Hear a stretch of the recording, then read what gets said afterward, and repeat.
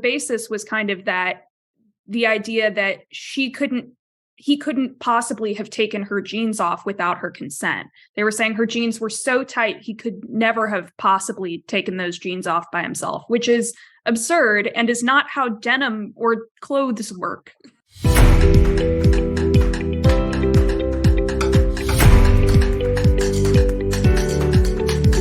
Welcome to Through the Eyes of Survivors, where we look at domestic abuse and try to dispel the myths that go along with it. And today, Break the Silence, we have some special guests here. Lauren Hill, she is our resource coordinator here at Break the Silence. Audrey Montzenberger is our board member. She's the secretary of the board of directors here. And Paige Brown, she is a sexual assault intervention specialist. And of course, I'm your host, Tara Woodley, from here at Break the Silence, the president.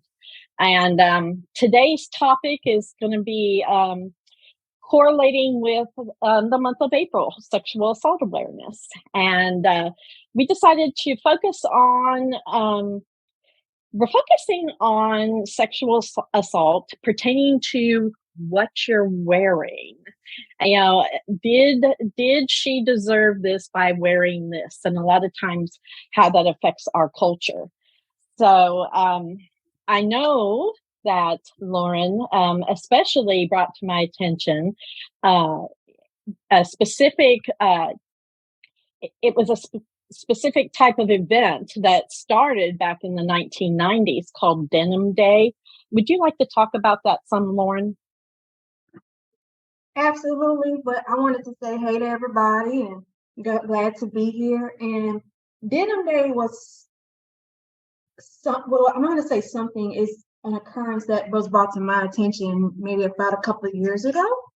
And I thought, okay, we just celebrating denim, which, by the way, I am wearing jeans. I'm wearing jeans.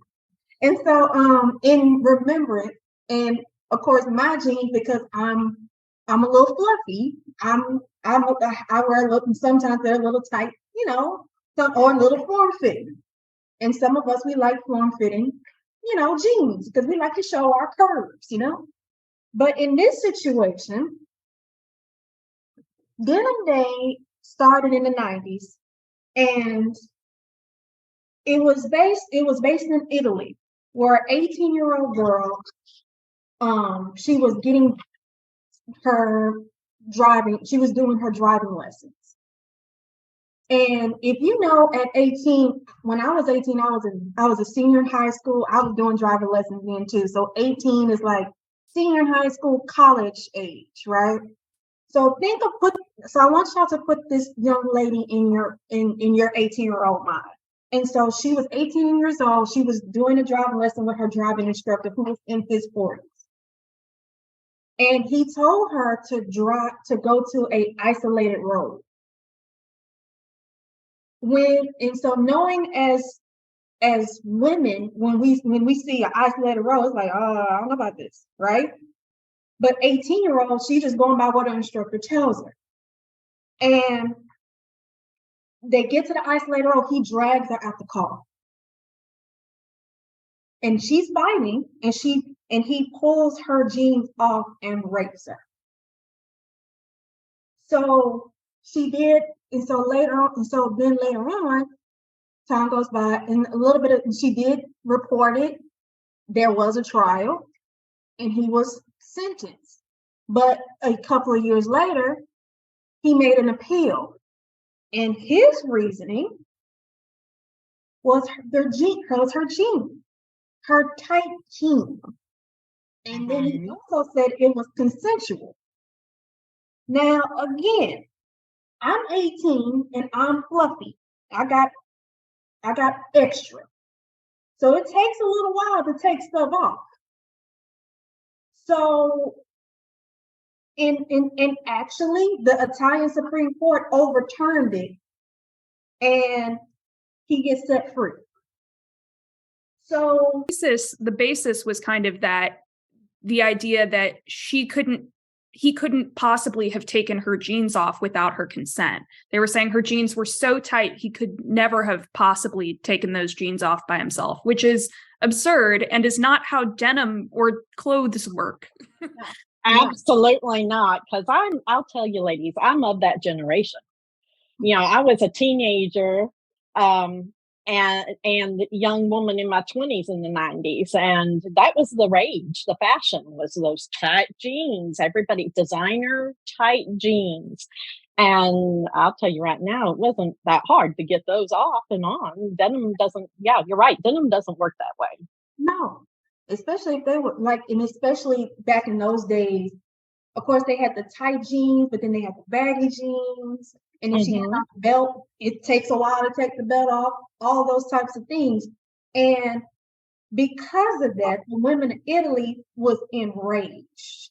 And they started this movement and protest and saying, we're not taking this. And so that movement merged into an international media. And the first state it hit in the United States was California. Now, mind you, it was in the 90s.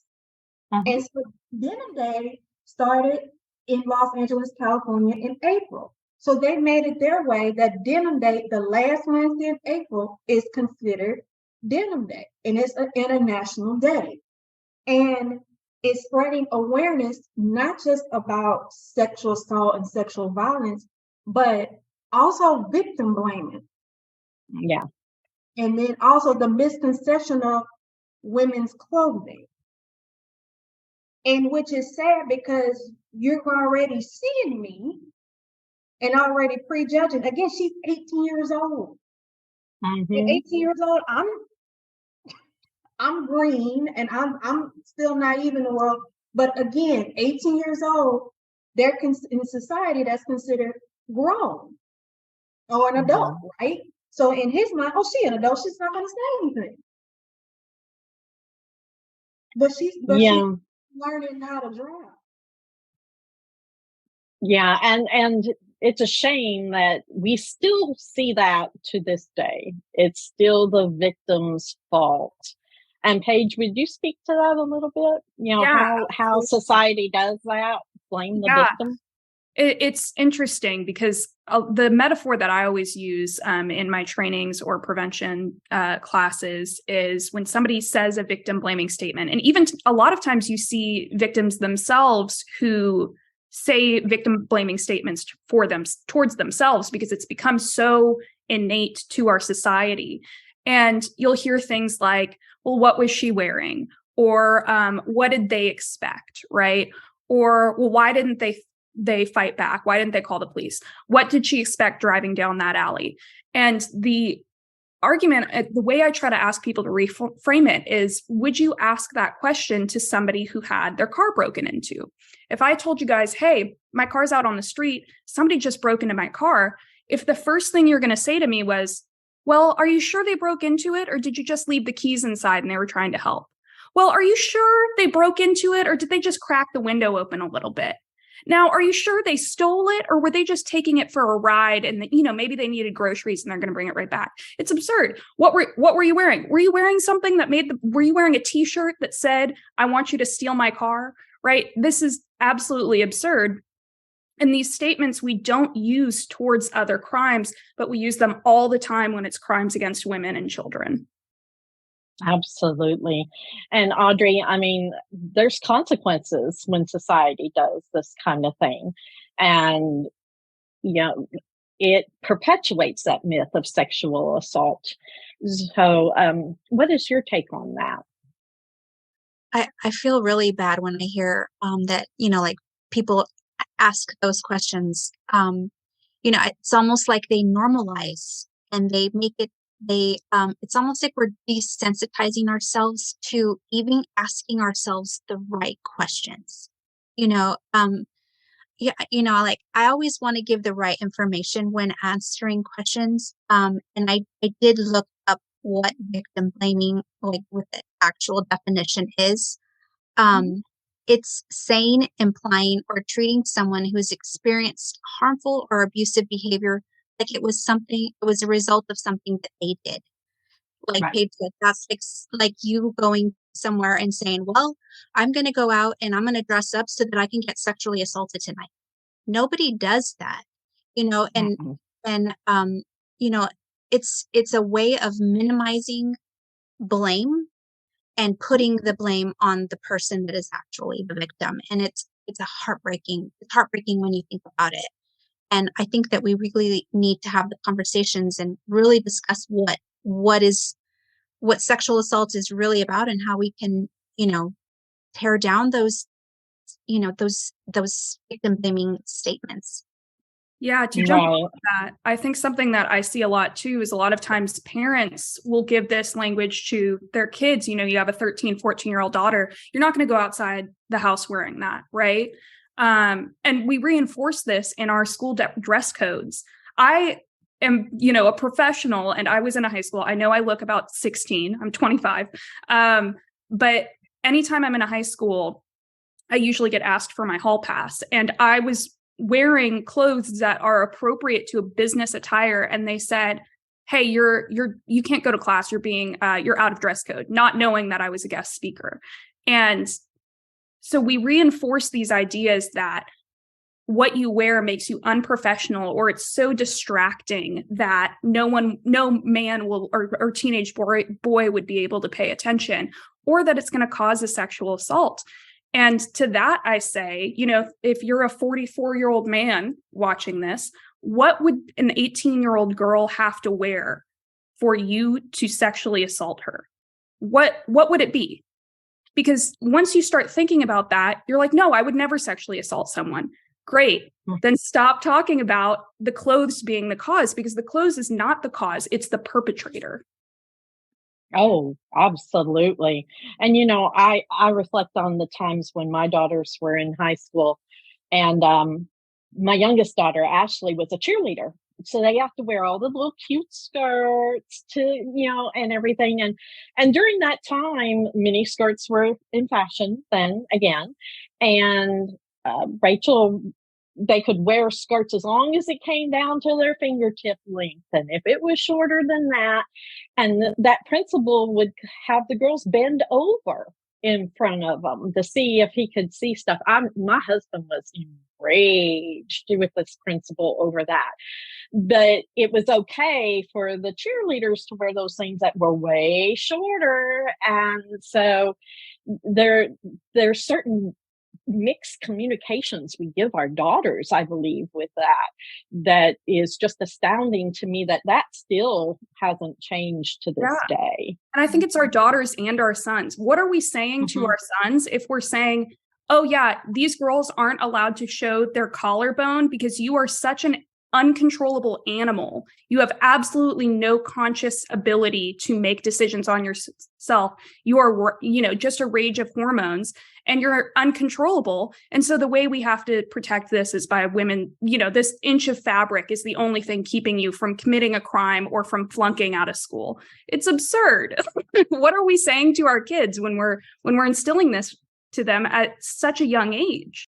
Well, I was going to say, and I'm an educator, so I had to really put this in a perspective. And so I thought of this name. I said, this 18-year-old experienced a traumatic event where she's viewed as an objective, as in the root word of objective object. Mm-hmm. And I had to look up the definition myself.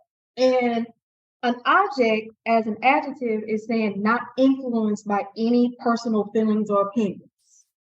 And then but the root of an object is saying material thing that can be seen and touched. Yes. So imagine this 18-year-old is seen as an object because of her selection of clothing. Right. But the opposite of an adjective or object is subject. When subject is based and influenced by people's personal feelings, tastes, and opinions. But of course, the root word of subject is something you have to study, something you have to get to know. You have to really know the person And in order to know the person to even get to that far, you got to have what? Consent. That's a binding contract saying that, yes, we can be intimate. But because he broke that, he saw her as an object. Right.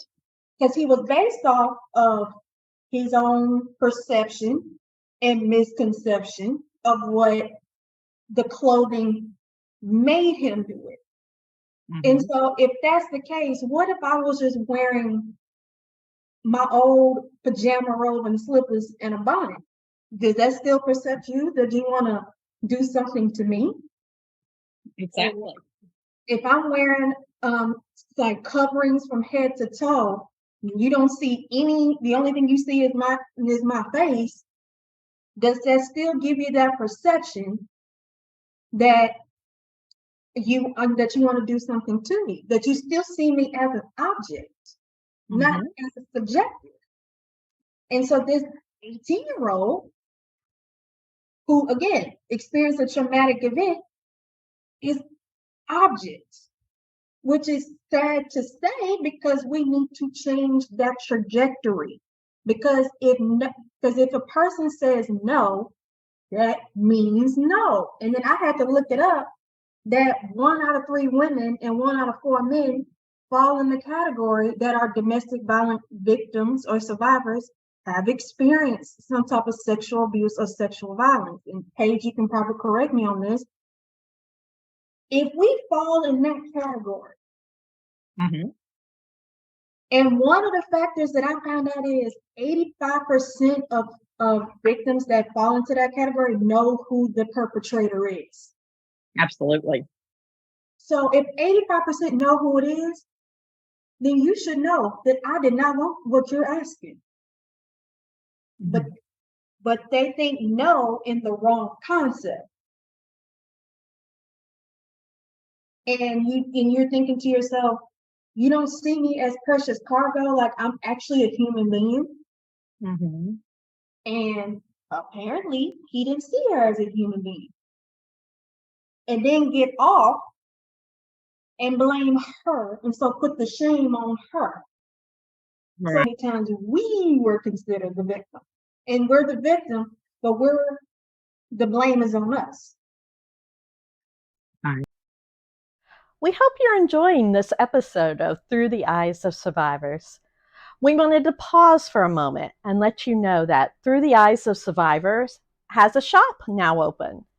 And this is a great way for you to not only help survivors of domestic violence, but also let everyone know that you will not be silent about this important cause. From t-shirts to bags to coffee mugs, we have so much to choose from. To grab your swag, head to our store at breakthesilencedv.org. That's store.breakthesilencedv.org. We can't say enough about how much we appreciate all that the community does to help support us and this organization. So we hope you've enjoyed this episode and continue to subscribe to future episodes. Thank you. Well, I was sitting here thinking as you were talking, how easy is that a stepping stone when you go into marriage and then you have the sexual assault happen along with your domestic violence and you're treated like property? Again, it's an objectifying, and it begins at that young age, I would believe. Paige, what have you experienced as far as that? Is it really do you believe it is kind of a stepping stone that leads into relationships in that manner? Yeah, I mean, it's a good question. I think what we have seen statistically, I have a master's degree in women and child abuse, which is about the most niche master's degree you can get. But what we have seen statistically is the things that prevent sexual violence and domestic violence as well, and are, I guess, what you would call a safety factor or protective factor, are when the perpetrator or the potential perpetrator has positive views and respect and understands women. So to say that in the reverse, the majority of male perpetrators are going to have poor views of women, thinking women are subservient, women, are these objects, right? They're meant to either be a sexual object, or, there's a recent song that came out that's gone big on TikTok where this woman says, her name's Paris Paloma, and she says, therapist, mother, maid, nymph, then a virgin, nurse, then a servant. You put me through too much labor. And the entire song is about how women are viewed just in these different roles. We're not viewed as complete people. We're viewed only as mother, and that is your only role. We're viewed only as virgin, but then also nymphomaniac. You're expected to completely transform your identity based on what other people want, specifically men. And so we do see sexual violence in marriage very frequently. And I think one of the big problems is that people oftentimes view sexual violence as something that is happening, A, in a dark alley with strangers, which is not the case, and B, something that is violent, that it is physically, you're forcing someone down, there should be bruises. That's not the case. What we know when it comes to consent is sexual consent needs 5 things. It needs to be freely given. So freely given means I don't feel like if I don't do this for you, you're going to punish me, you're going to hurt me, you're going to, blackmail me in some way. That would be not freely given. Reversible. That means I can say, hey, I want to have sex with you. And then 5 minutes from now, I can say, you know what? I don't feel great about this. And you don't get to say, well, you agreed to it, right? So if I can't give informed consent as a 12-year-old, because legally, if you can't sign a contract, you also can't give informed consent for sex, right? Informed consent is also under the without influence of drugs or alcohol. And what I always tell kids is, if you wouldn't let that person drive, they are too drunk to make a decision about sex. Enthusiastic. So if somebody says, fine, okay, that's not enthusiastic. And if you get excited and are like, yeah, like, you should want your partner to be so excited about sleeping with you that if they even seem to falter, you're like, oh, no, right? And then specific. Just because somebody consents to hold somebody's hand, to kiss them, to make out, to do whatever, doesn't mean they're consenting to other things. So we often view sexual violence as this violent thing that happens. And then we try to say, oh, it's happened because of clothes that this person was wearing. But it happens because the perpetrator does not value those 5 things coming from the person they're with, right? Does that make sense? Absolutely. Oh, yeah, of course, that makes sense. I totally understand, because one of the things I will say out there, and a lot of people know my background and my story. I lost a daughter to domestic violence back almost 11 years ago. And one of the things that happened to her in her incident was he tied her to the bed and left her for a weekend because she was going to leave him. And the only way he would believe her that she was going to make up and untie her is she had to consent to sex. And yet the police, when doing all the charges, would not charge him with that rape because she said yes in order to get untied.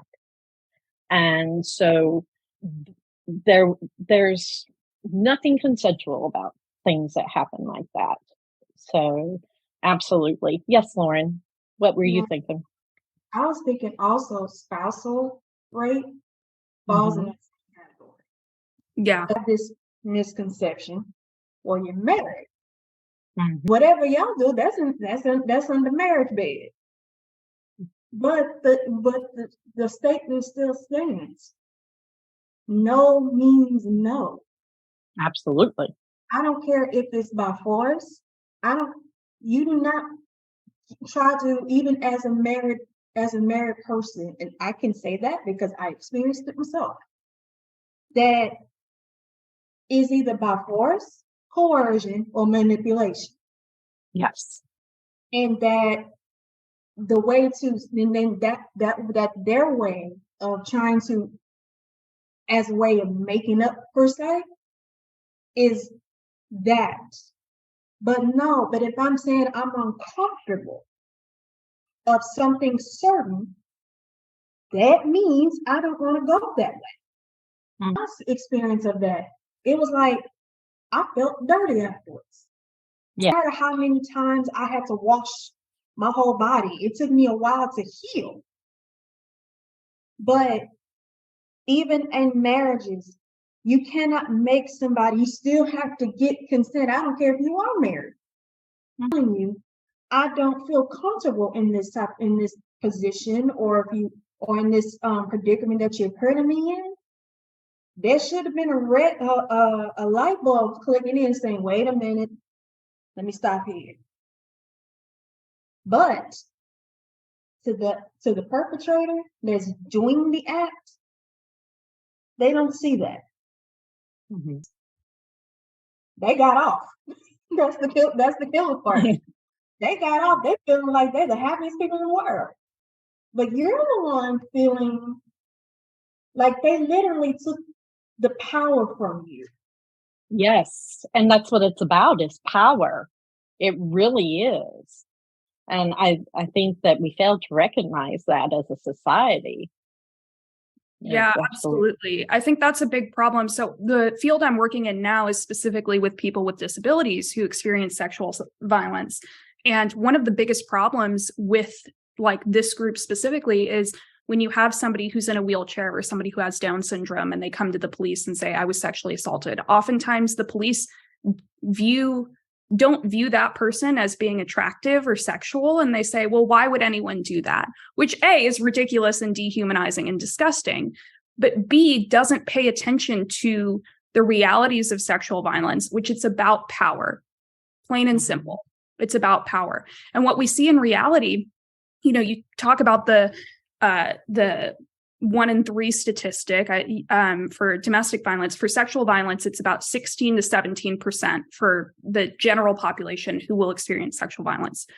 That number jumps to 40% if you have a disability. And that's any disability. You could have diabetes, you could have chronic illness, you could have Ehlers-Danlos, you could have, you could be blind, like any of those things. If you have an intellectual or developmental disability, that number jumps up to 80%. 80% similar have experienced sexual violence. And of that group, 50% will experience sexual violence more than 10 times. And so we're not talking about, as a society, this isn't just about somebody who wants to get off, right? Get off is when they're taking that power from somebody else. Absolutely. And they prey upon what they believe are the weakest members of our society, yeah, or people that they think are young and they can take advantage of. Yeah, and we're only reinforcing those vulnerabilities when we're not identifying them, right? And we often, like, for example, people with disabilities, right? They oftentimes don't get sex ed, don't get health classes, don't get taught about consent. And so we're making it even harder for them to report what's happened to them when we know that they are one of the most highly perpetrated against groups. So as a society, we need to start identifying these things so that we can prevent them and then give people access to the services that they need. So, that again, with those kinds of statistics, takes us back to, this is not the hot cover girl you think walking down the street or from the cover of Vogue who's enticing somebody with her tight jeans or her sexy dress. These are ordinary, everyday people who the perpetrator views has this weakness, so they prey upon them. And it's just disgusting. It really is disgusting. Yeah. Audrey, what do you think about that as, those kinds of statistics like Paige was talking about, as far as like, that it's more of our people who have disabilities and have mental disabilities and stuff that are preyed upon the most with rape culture? That's really heartbreaking. I once heard, I think it was on Dateline or something. They were interviewing ex-offenders, and they could walk into a room and survey the room, and they knew who they could prey upon based on, within a few minutes that they would survey the room, they knew who they could prey upon. And that's alarming when you think about it. We The sad thing is, it is in our body language. Someone that is insecure, someone that's, looking down. As women, we're really hard on ourselves, and we show when we feel insecure. And all of those things are used to there are disadvantages for us. So it's just having the conversation and being more aware of, I have a 19-year-old Thank you daughter. so much for tuning into this episode absolutely of gorgeous. Through the Eyes of And Survivors. Lauren, like you were talking about, my name is Tara Woodley, and I am the days, president of Break the Silence woman, Against Domestic being Violence, 18 years old an when you're organization young. that gives I was survivors also and their 18 when I was families assaulted, and the families that have lost loved ones we're to not domestic aware, violence like you said, access Green, to a community we're naive that and understands the we're journey that not they're thinking facing. about, We hope this episode being a impacts victim of you, any kind. and So it's hopefully about being aware. you It's want about to learn more awareness about the and topic. confidence, and If it having the is helping you in conversations some way, let us and know in the comments preparing below. our loved We ones, love your feedback. Also, make sure to education, click all of it. I mean, the that's why we're subscribe here button today. below and the Well, bell and I think right it's important next to note it, too that even so if that you your can get child is the one notified who the stands up next straight and is time confident, an episode sure, premieres. maybe that'll be a factor in the We perpetrator not perpetrating hope against you them, will but they're still see going to perpetrate us against another in the child, next right, or another episode. woman. And thank So you. beyond just talking about like protective factors of, people talk about carrying mace or like all these things for what the victim can do, we really have to shift that conversation on how are we raising our sons? Because 98% of perpetrators are men. And so we talk a lot about what victims can do to reduce the amount of perpetration. But why aren't we talking more to our sons about this subject? Because it's uncomfortable, because we don't want to think that maybe my golden boy son would never do this. It's not fair to the women in our lives, No. And then what's the killer part is, again, 18 years old, right? Try to think about the 18-year-olds the seniors are right now. These seniors that's about to graduate and they're going to college. And I work with high school kids and I've worked with college kids. So I know and I have a master's degree in higher education. So we're fully educated what goes down behind closed doors in colleges and universities every single day. And the thing is, I often push to my students that make sure that wherever you go has student services. For instance, like help services, counseling services, disability services, because of and then also, and I make this is also very major. Make sure you feel safe with campus police as well. Because you're going to be living on this campus for X amount of years. And of course, me and Paige, we've probably been away from college. I've been away from college. So we know that what goes down in these colleges. We hope this episode impacts you. And hopefully you want to learn more about the topic. If it is helping you in some way, let us know in the comments below. We love your feedback. Also, make sure to click the subscribe button below and the bell right next to it so that you can get notified the next time an episode premieres. We hope you will see us in the next episode. And thank you. It occurs to a freshman. Because oftentimes, and if you can remember this back then, I remember this when I was in college, freshman means fresh meat. So as we have to educate even every senior that is about to graduate know what's available to you when these types of situations occur, because you want to make sure you feel safe.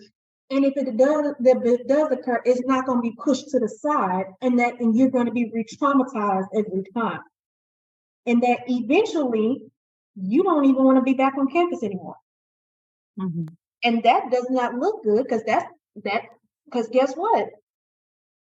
Because then you don't want to be caught in the middle. And then there have been several situations where a young girl, like you said, they may have been intoxicated or something got slipped in her drink. Being aware of your surroundings, even on a college campus, you have to be aware of your surroundings and who you're going back to your dorm or to your housing with. And you have to be coherent. So again, when I was away for college, I made sure my mother raised me this way, to get back to my dorm before darkness. Mm-hmm. And if I went somewhere, I went with some friends that I knew, and we always did the buddy system. So again, 18 years old, that's senior high school, college age. So we need to teach them while they're in that age to make sure you be aware of your surroundings, make sure you have the services that you need if something occurs. And even if it's not you, what if it was a friend? Mm-hmm. They tell you, no, I don't care if you say no. I can be anonymous in the recording. Because that's what Title IX is for on college campuses. But we have to make this prevention and spread this awareness. And actually, a lot of college campuses are adapting to denim day now, because it's getting in way too much. Yeah. Well, what I was going to say, let's go back to that, because what you were saying there again, here we are telling our girls, right, you have the buddy system, you have to be aware. We're putting all and that responsibility has been going on since I was a teenager, all the responsibility on them. And Paige was just speaking before that about our young men. So how do we turn that around? What kind of conversations, Paige, do you think we need to be having with our young men? Yeah, so I think that's a really good point. And to jump off of that, I was sexually assaulted when I was 18 in college, and I did all of those things, right? I had a buddy system. I wasn't inside before sundown, but I was out with friends, and I was not with somebody that I was even interested in remotely the first time I was sexually assaulted. And what happened was, he said, "Hey, will you come back to the car with me to grab more beer?" And I wasn't drinking as well. Like, I tried, I did all these things because I was like, oh, I'm protecting myself. And also, I was a devout Christian. I wore a purity ring. I was very clear with everyone that, hey, I am waiting until marriage. This is my boundary. I did everything that every adult had ever told me to do. And we were walking back, and at first I was nervous, but then he said, "Oh, no, we'll walk back with this other friend." So I was like, okay, strength in numbers. I have a buddy here with me. All of a sudden, he whispers something to the other person who was with us. That guy walks off, and then he pushes me into the car and sexually assaults me. And then I'm in a situation where I don't want to report to the police because A, I knew there wasn't going to be physical evidence on me, and B, I knew my friends were drinking underage and didn't want to get them in trouble. So when we talk, those protective factors are important, and we absolutely talk about, like, here's ways that you can potentially stay safe at a party, or ways you can mitigate this. But it comes down to, first and foremost, having these conversations with our sons. Nobody likes talking to their children about sex. I get it. It's uncomfortable. It feels icky. It feels, most of us, I don't know about y'all, my parents never once talked to me about sex because they did not want to even broach the subject. And so it starts young. We need to give our children, age 3, 4, 5, we need to start teaching our kids, these are the names of your body parts. Because we've seen situations where we have a 4-year-old who goes up and says, "Oh, Uncle Steve has been touching my cookie." And adults hear that and go, "Oh, that was a weird thing for a 4-year-old to say." But that child is trying to report an assault, and we're literally not giving them the language to do it. First, age 3 to 4, we're talking about body parts. We're talking about personal space, right?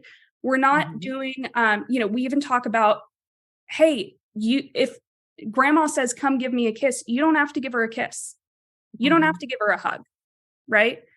And it's I know it'll be hard to talk to my parents about whenever we have kids, just because, they don't really understand, but you have to start with that autonomy. Once they're getting older, we're not going to use language like, oh, he's pulling your hair because he's chasing you around the playground because he likes you, right? That's what I used to get told all the time. Oh, he hits you because he likes you. He pulls your hair because he likes you. Yeah. That's how Why are we normalizing it. that? Right. Why are we doing that, right? So we're starting to have those conversations, we're going to do it in age appropriate ways. And there are tons of resources online to have these conversations, but having conversations about, hey, even things like tickling, right? Like, I'm not going to tickle my child. I've seen parents who do a thing where they'll say, okay, we're going to play a game. You say start and I can tickle you. And then whenever you say stop, I'll stop. And that's a fun way to teach consent at a young age. Once we start getting to ages 10, 11, 12, start talking about dating, start talking about friendships, healthy friendships, because healthy friendships lead to healthy relationships, right? We see over and over again, children who are bullied are more likely to be victims of domestic violence, and children who are bullies are more likely to be perpetrators of domestic violence. So we start teaching, hey, it's not okay if somebody makes you feel bad about yourself, puts you down, right? That power and control wheel that we always talk about in domestic violence. And then start talking about dating. And a lot of parents have this idea of, oh, I'll just tell my kid they're not allowed to date until they're 16. Well, that doesn't work. That doesn't work.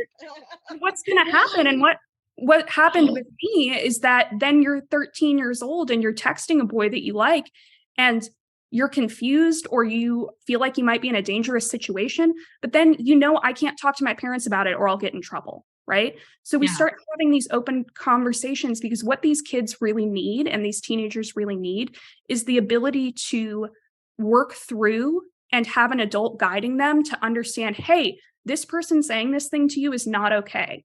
Let's talk about making that decision together, right? And then once they start to get older, maybe 15, 16, we start talking about sexual consent, right? Even if you don't want to talk about sex itself, making out, kissing, all those things, those still require consent.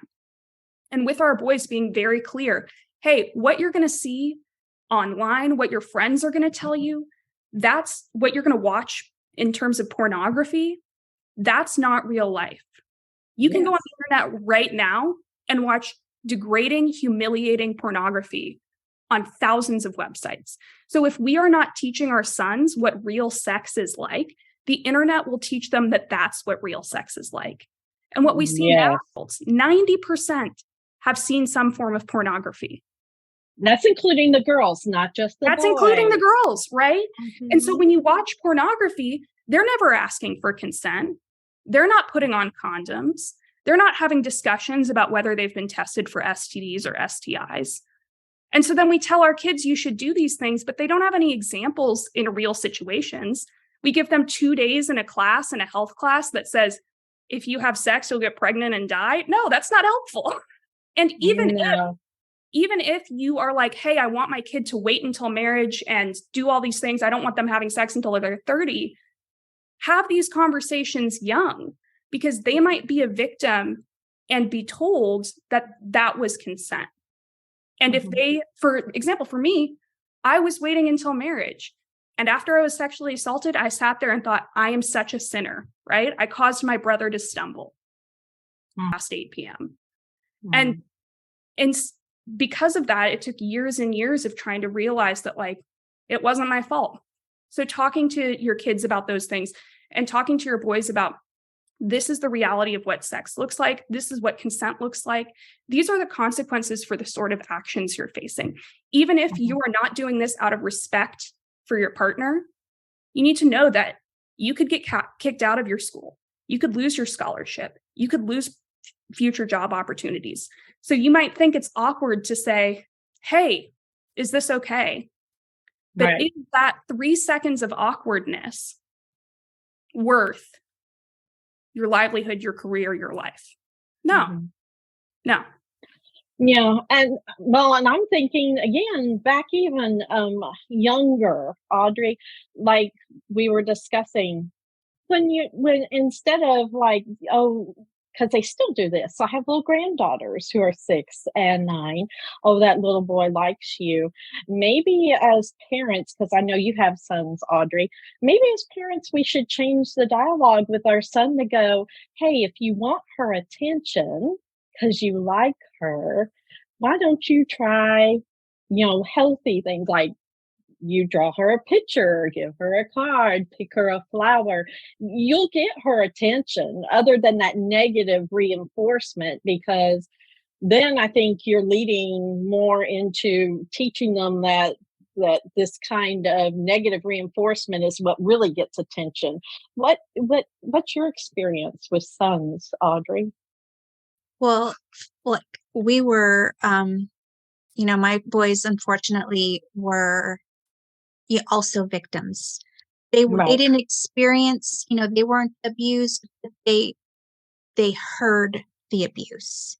And so I'm really thankful that we left when we did, because I was able to remove them from the situation, be honest about what happened, have the difficult conversations like Paige said, about, explaining what a healthy relationship looks like and how it's wrong that their father treated me the way that he did.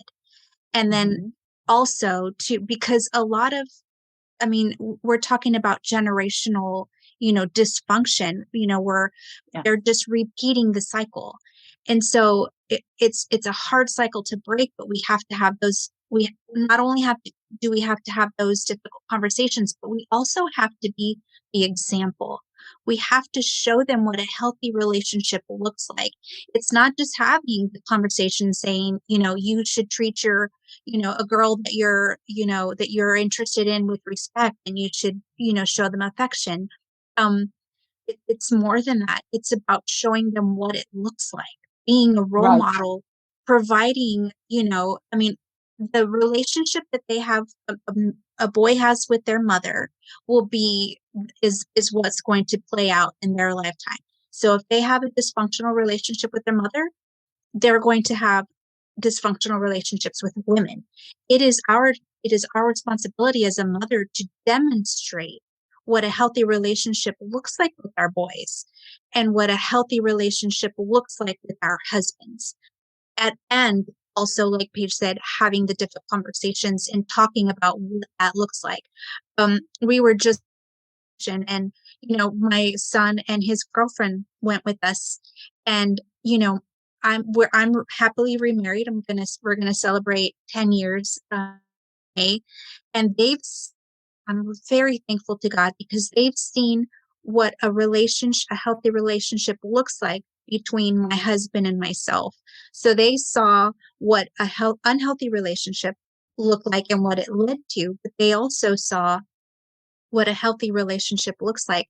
And I was so proud to see my son opening the door for his girlfriend. And, we had walked through a sunflower field, and there was all these little stickers all over her on the bottom of her pants. And so she sits down in the car, and I even started crying, because I was so moved that he would pick her leg up and start pulling the off of her.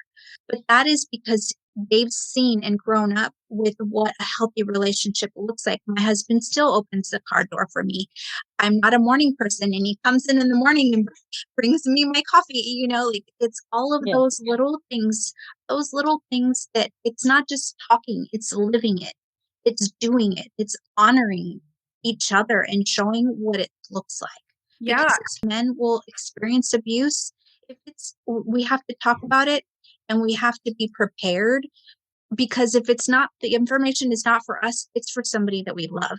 So it is our duty and our responsibility, like Paige said, like with our boys, to show them, to talk to them, because if we don't, the world will. Mhm. And Mhm. we all know how that's going right now. Yeah. And in the same vein, if you are telling your kids, hey, you need to resolve conflict by communicating and having discussions and talking about your feelings, but then when you get upset with your kid, you scream at them and berate them and say, it's because I said so. you're not modeling that for them. They have no concept of how to do it. If you show that kid, hey, when mom gets scared, I'm going to stop and take a deep breath and say, okay, and model that use of that language. And if you're in those situations where you don't have that healthy relationship with your partner, that will impact your kid. And if you have that healthy relationship with your partner, that will impact your kid too. Absolutely. Absolutely. Well, I really enjoyed this conversation. Did any of you ladies have some final thoughts? Yeah, I would just like to say, we were talking a little bit about what were you wearing, and the What Were You Wearing exhibit is super important. You can find a lot of examples of them online.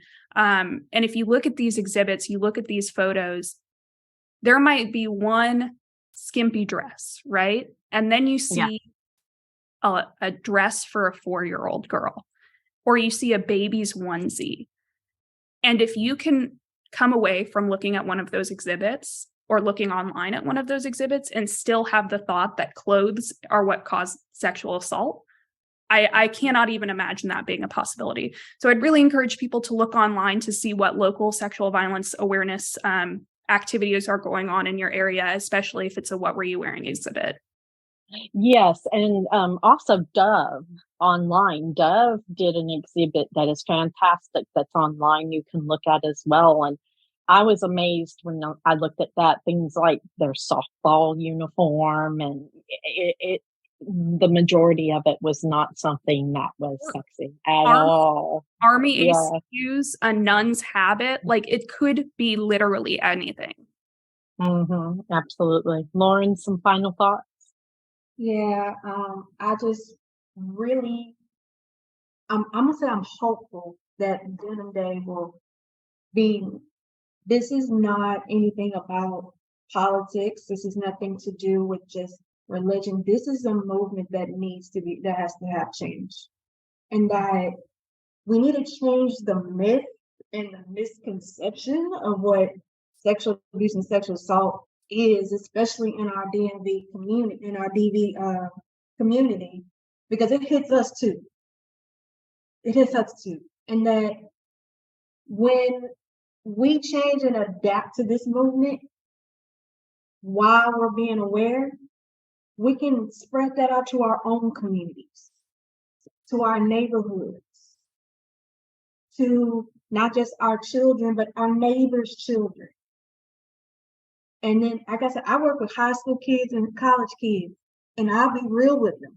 You have to be real with them. And then not only that, let's make this very clear. Our clothing should not identify what you think we want. That's right. Because our clothing is what is who we are, what our personality is, and what our style is, how we're going to have a conversation and communicate with each other.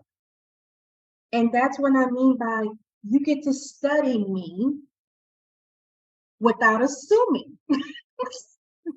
Because when you assume, what do? Okay. I'll tell you what my grandpa used to say about that. So you don't want to make it, so it's like this. I'm wearing jeans right now.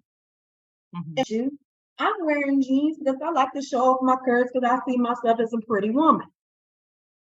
So we're gonna make it our business.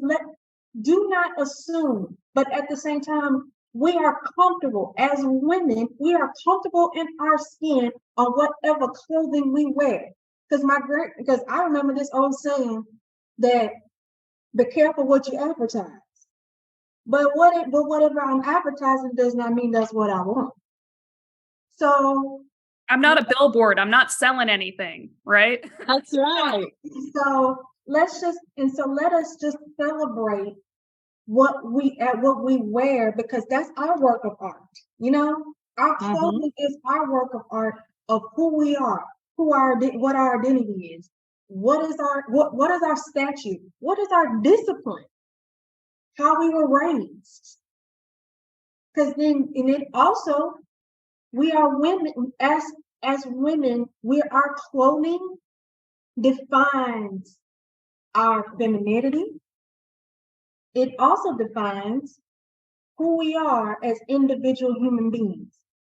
Mhm. When I see somebody just walk through the door, the first thing I see is their shoes. Seriously, I see their shoes.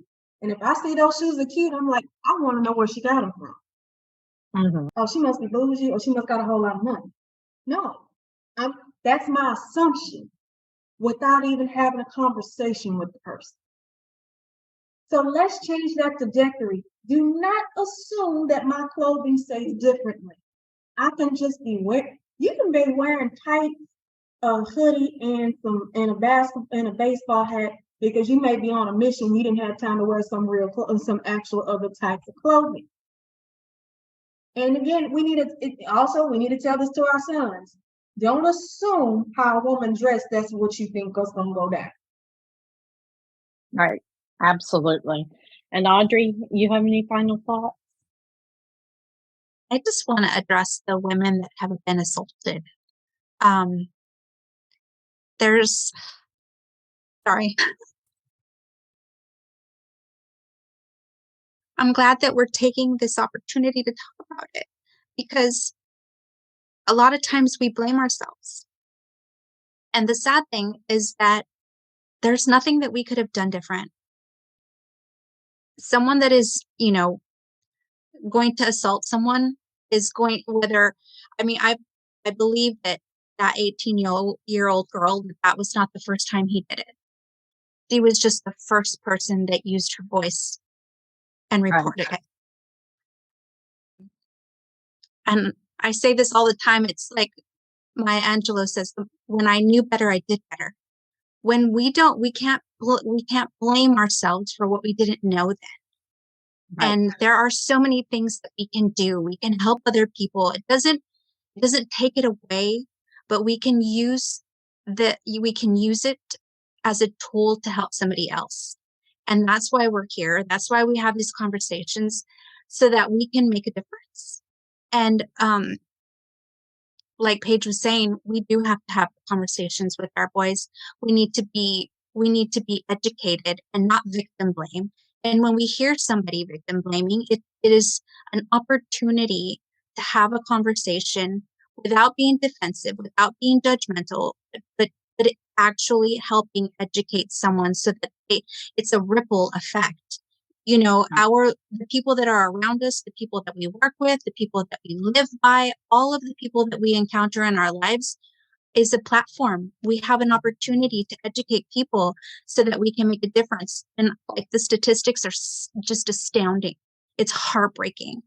But we have an opportunity to make a difference by talking about it, by having the conversations, by educating people, going into the schools, the college students, like you said, that, talking with the educators, talking with the prevention specialists, talking with every person that we come into contact so that we can make a difference. That's really why we're here. Absolutely. Can I say one last thing? So Denim Day, again, is the last Wednesday of the month of April. You can also you can also follow Peace Over Violence. That's their Instagram page. That is the home of Denim Day. And you can also go to their website called denimday.org, where you can get more insight. They have a tool media kit. You can get stickers. They got everything. Just because we want to make this movement, we want to keep it alive. We want to keep it in people's ears. And we want to keep having these types of conversations. Mm-hmm. Those statistics go up. Yeah. That's right. We want to change that. In order for us to change that, let's keep this movement alive. Let's keep having conversations. Let's keep promoting and spreading awareness. But most of all, let's take care of each other. Let's take care of each other.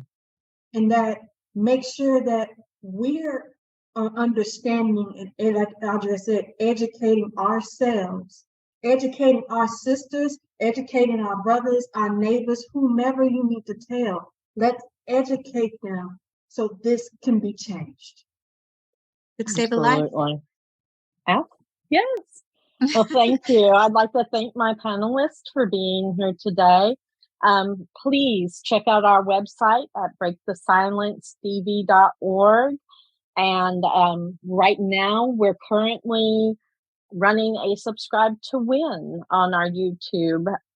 So if you subscribe, you have a possibility of winning a nice Ring doorbell video surveillance kit. So help us get the word out and click the button, click the like, subscribe, get notifications, and share our content. Thank you.